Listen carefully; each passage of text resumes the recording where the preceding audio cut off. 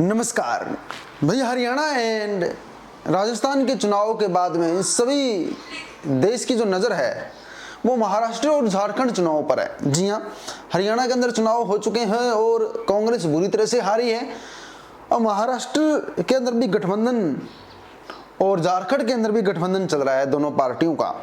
अब झारखंड के अंदर टोटल 82 सीटें हैं जिसमें से 1 सीट नॉमिनेटेड है, यानी खासकर मुकाबला तो 81 सीटों पर हो रहा है और उसके अलावा एक सीट पर भी पेच चल रहा है।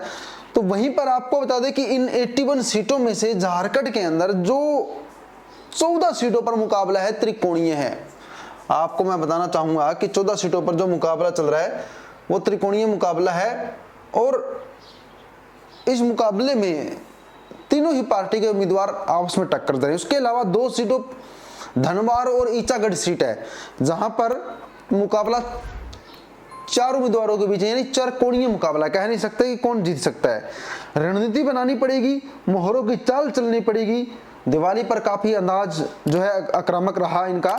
वहीं पर आपको बता दें कि 65 सीटों पर दोनों गठबंधन आमने सामने हैं। वहीं पर सुरक्षित सीटों पर सीधी लड़ाई में झामुमो फायदे में चलता हुआ दिखाई दे रहा है। 2019 के विधानसभा चुनाव के नतीजे इसकी नजर है। ज्यादातर सीटों पर झामुमो तथा कांग्रेस के उम्मीदवार जीत गए थे। भाजपा और आजसू जब बढ़ते हैं तो घाटा दोनों ही उठाते हैं। मुट्ठीबंद रहते हैं तो दोनों को फायदा होता है।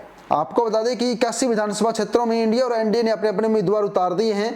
बरही सीट की बात की जाए तो मुकाबला त्रिकोणीय चलने वाला है। जी हाँ, बरही सीट पर भाजपा के मनोज यादव है, काफी अच्छे चल रहे हैं।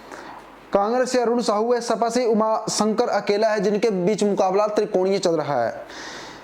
सिमडेगा सीट से भूषणवाड़ा कांग्रेस पार्टी के उम्मीदवार है। भाजपा से श्रद्धानंद बेसरा और झापा से आयरन एक्का, जिसके बीच मुकाबला त्रिकोणीय है।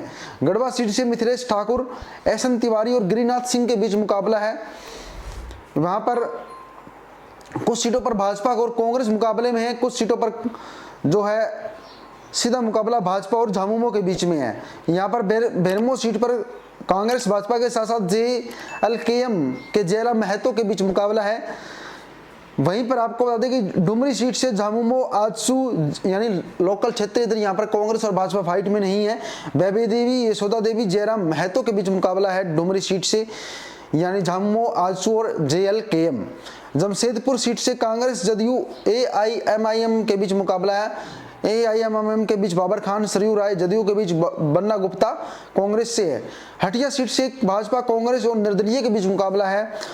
कोलेबिरा सीट से कांग्रेस भाजपा और झापा के बीच मुकाबला है। गुमला सीट से भाजपा झामुमो निर्दलीय के बीच मुकाबला है। टूणी सीट से झामुमो भाजपा JLKM के बीच मुकाबला है। गोमिया सीट से आजसू झामुमो और JLKM के बीच मुकाबला है। छतरपुर सीट से भाजपा कांग्रेस और राजद के बीच मुकाबला है। विश्रामपुर सीट से भाजपा राजद और कांग्रेस के बीच मुकाबला है। सिल्ली सीट से आजसू झामुमो और JLKM के बीच मुकाबला है। टोटल मैं आपको कैलकुलेशन बता चुका हूं, 81 सीटों पर मुकाबला चल रहा है। आपको बता दें कि 81 सीटों पर मुकाबला है और 81 सीटों पर तो 20 सीटें ऐसी है, 20 सीटें ऐसी है जहां पर मुकाबला त्रिकोणीय चौकोणीय, यानी कुछ कह नहीं सकते।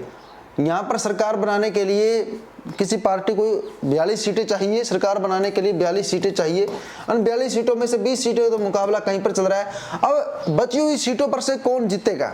20 सीटों पर मुकाबला है तो आप देख सकते हैं कि लगभग 60 सीटें बच चुकी है। अब 60 सीटों में से सट्टा बाजार किस पार्टी को कितनी सीटें दिखा रहा है? 60 सीटों में से सट्टा बाजार किस पार्टी को कितनी सीटें दिखा रहा है, मैं आपको बताना चाहूंगा। इन 60 सीटों में से भाजपा की स्थिति काफी नाजुक है। जी हाँ, भाजपा की स्थिति काफी नाजुक है। इन बची हुई 60 सीटों में से आपको बता दें कि झामुमो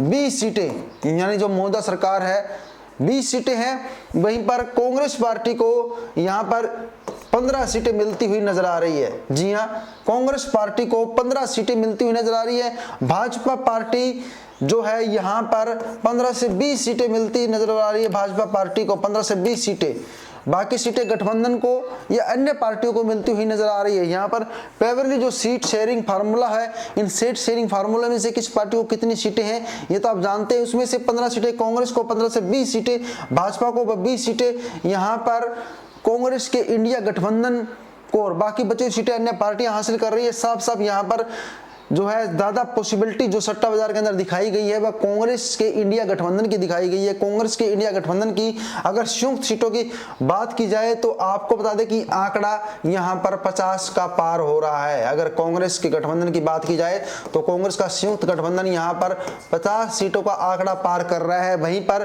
बीजेपी का संयुक्त गठबंधन 30 सीटों पर ही सिमटता हुआ नजर आ रहा है। सट्टा बाजार के अंदर फिलहाल की ताजा रिपोर्ट यही है कि बीजेपी का संयुक्त गठबंधन 30 सीट और कांग्रेस का संयुक्त गठबंधन 50 सीटों पर यहां पर झारखंड के अंदर नजर आ रहा है। साथ साथ कांग्रेस की सरकार बनती हुई दिखाई दे रही है। लेकिन अगर हरियाणा की तरह रहा कि एग्जिट पोल, सट्टा बाजार सब आंकड़े फेल हो गए तो नतीजे कुछ भी हो सकते हैं।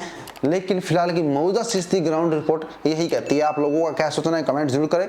बने रहिएगा HBN 24 न्यूज के साथ। लाइक एंड शेयर कीजिए। झारखंड की खबरों के लिए सब्सक्राइब कीजिए।